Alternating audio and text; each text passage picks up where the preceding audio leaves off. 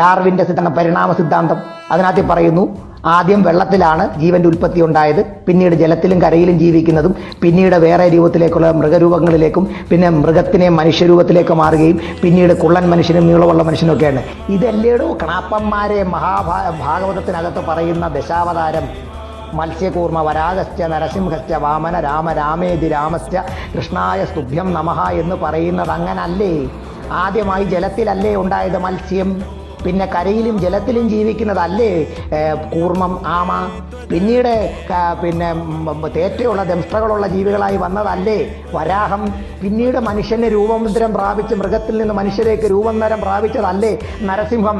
പിന്നീട് കുള്ളം മനുഷ്യനുണ്ടായി വന്നതല്ലേ വാമനൻ? പിന്നീടല്ലേ വേട്ടയാടി ജീവിക്കുന്ന മനുഷ്യനായി വന്ന പരശുരാമനും അതിനുശേഷം രാജാധികാരമുണ്ടായ ശ്രീരാമനും?